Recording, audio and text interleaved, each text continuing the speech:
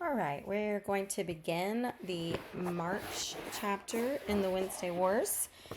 First, we need to set up our notes page for March. So make sure that you are in your binders and in our notes section, you are titling this next section March. And we're going to be looking at continuing tracking things like our conflicts and the themes that are coming out in our text, that those things that are happening kind of again and again, and they're connected to a big message, and our character development, especially of our main character, Hauling Hood Hood. March.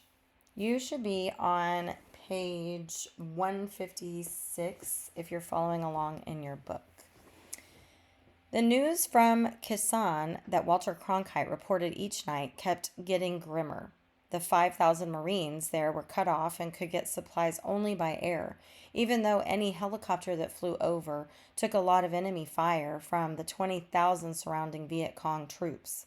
Meanwhile, the Marines were dug into bunkers covered with 3 feet of earth to protect them from the mortar shells that the Viet Cong were lobbing into the camp.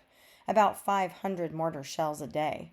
And when they weren't lobbing shells, the Viet Cong were digging tunnels that they could use to put explosive beneath the Marines. Some reports said that the tunnels were only 100 yards away from the barbed wire around the Quezon base. The Marines had started to use stethoscopes and divining rods to see if they could find them.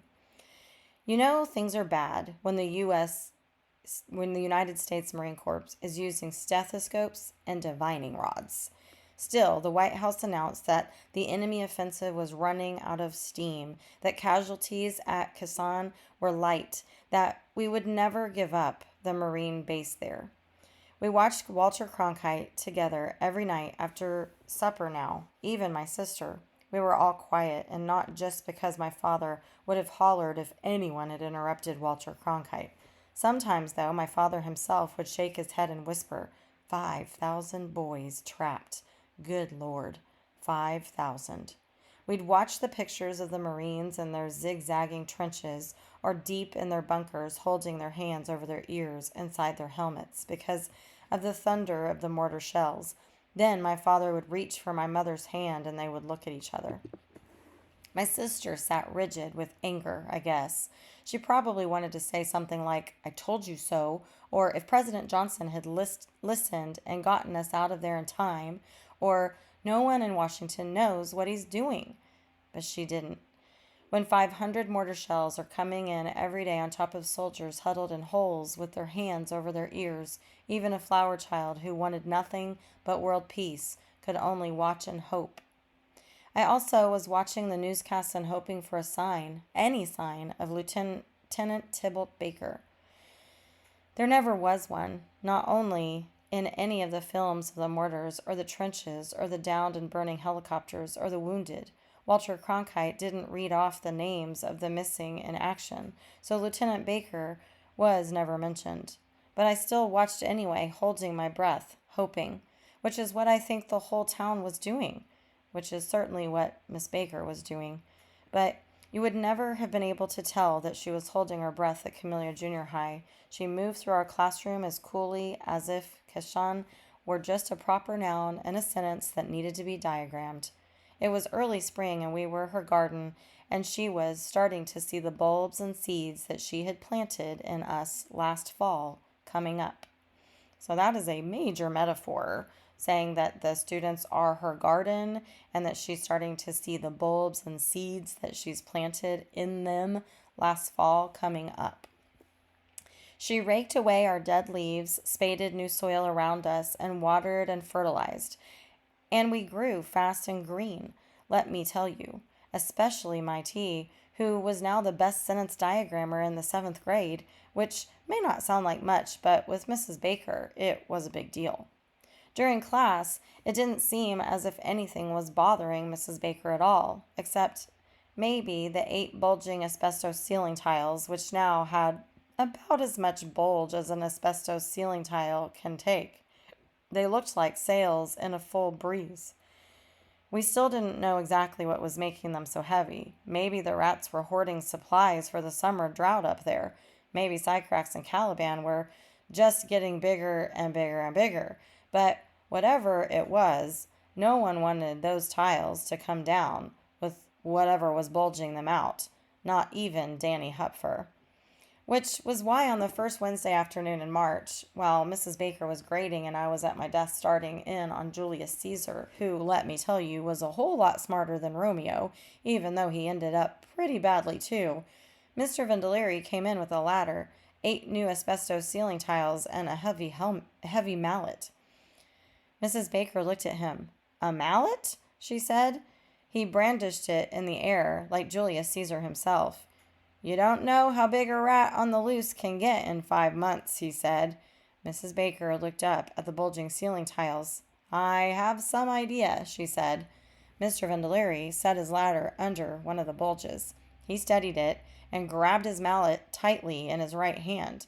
He took 3 steps up the ladder. Then, with his left hand, he slowly reached up to one of the bulging tiles. He tapped it a couple of times and we listened. Nothing. He pushed against it. Nothing. He hit it lightly with the mallet. Still nothing. He came back down the ladder and went over to the corner of the room.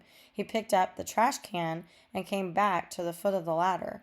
"I'll need someone to hold this underneath the tile when I take it off, just in case stuff comes out," he said. "Just in case stuff comes out?" said Mrs. Baker. "That's right," said Mr. Vendeleri. Mrs. Baker looked over at me. Sometimes I think she still hates my guts. So there I was holding this trash can underneath the 8 bulging asbestos ceiling tiles, and Mr. Vendeleri started to push up on one of them with his mallet. "You won't catch the stuff standing over there," he said to me. I moved a little closer. "Right here," he said, pointing to the target area. Then he turned and lifted one of the ceiling tiles with his mallet. He listened for the scrambling of 2 large rats. Nothing. So Mr. Vendeleri tilted the tile to get it out, and shredded everything came pouring down. Homework announcements, PTA letters, home, blue dittos, bazooka bubblegum wrappers, these were from Danny, chewed up number 2 pencils, red and green and blue and yellow construction paper, napkins from the cafeteria, part of a black sneaker. This was from Doug Switek, who had been looking for it for a couple of months. A gnawed picture of me leaping across stage in yellow tights, and scraps of Merrill Lee's Mississippi River and You project. It all came down like wet snow. "Hold the trash can under it," hollered Mr. Vendeleri, which is exactly what I was doing, except that the stuff was also falling into my eyes and hair and down the back of my shirt, and I think I must have started screaming because Mrs. Baker came and took the trash can from me. "Maybe you should find a different way to collect the refuse," she said to Mr. Vendeleri, brushing the rat-chewed stuff off of me. By the time Mr. Vendeleri brought back a tarp, I had pretty much gotten my shaking under control. He handed me that mallet. "What am I supposed to do with this?" I asked. "Swing at anything that has yellow teeth," he said. "Oh," I said quietly. I wasn't sure if that was better than having the rat-chewed stuff come down on my head. But even though I started to shake again, I held the mallet over my shoulder, ready to strike, which, you have to admit, is not only brave and courageous and true and blue and worthy of Jim Hopkins himself, but also pretty remarkable considering I still had rat-chewed stuff in my hair and down my back. But we never saw Sycrax and Caliban. Mr. Vendeleri replaced the bulging ceiling tiles with 8 new ones, then stepped from the ladder and stood back. "Good as new," he said. "Are you sure?" asked Mrs. Baker. "I'm sure." I willed him to say, "I'm sure, I'm sure, I'm sure."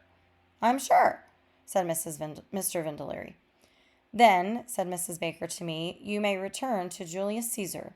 But let me tell you, it's not easy to read a Shakespeare play when you've just been holding a mallet over your shoulder, ready to swing at anything that has yellow teeth."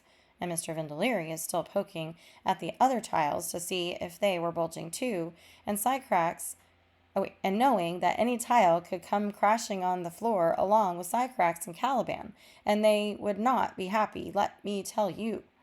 I wanted to read Julius Caesar standing on my desk, but that would definitely not have been worthy of Jim Hawkins. When he finally left, Mr. Vandelary told us he'd come check on the new asbestos ceiling tiles tomorrow. Thank you, said Mrs. Baker. Then she went back to her grading.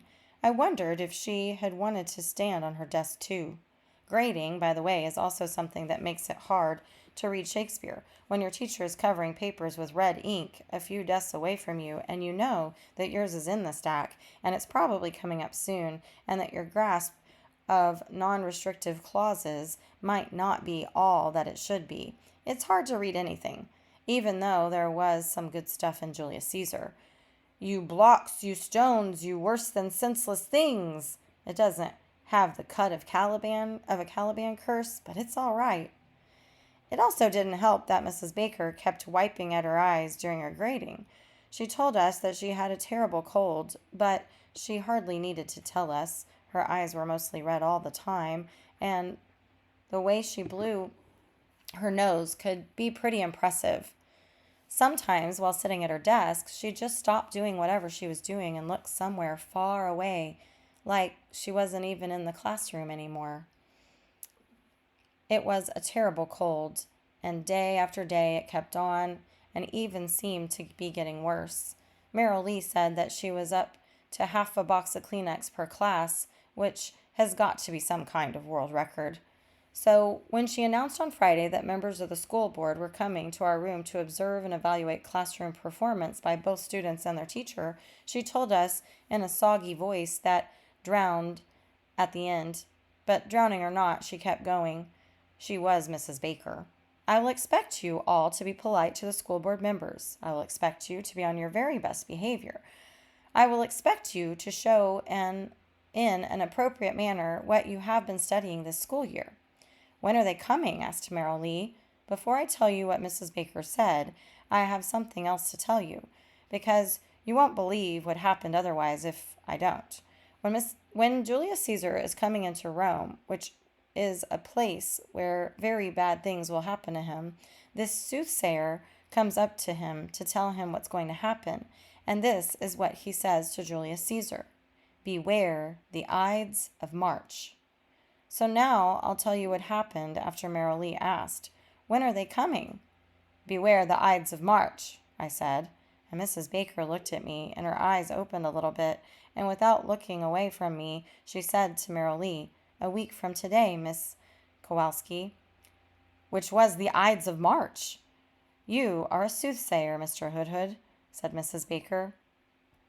Sometimes I scare even myself, I said. So that's the ending of our reading for today. So you want to make sure that you take some notes on the things that are happening in the beginning of March. So we know that Halling is reading a new Shakespeare drama. So you want to record that he's reading Julius Caesar now, and that his whole family is glued to the news every night because of the conflict in Vietnam and how many Marines, including Mrs. Baker's husband, are in trouble there. And that while her teaching doesn't seem to be affected, she keeps going and having the students do their normal routine. Mrs. Baker definitely seems to be having a difficult time with dealing with the news of her husband being missing in Vietnam while she's trying to go about just her daily life. And then, of course, you want to add something to your notes about them trying to find Sycorax and Caliban again and only finding a bunch of trash from throughout the school, but no sign of the actual rats.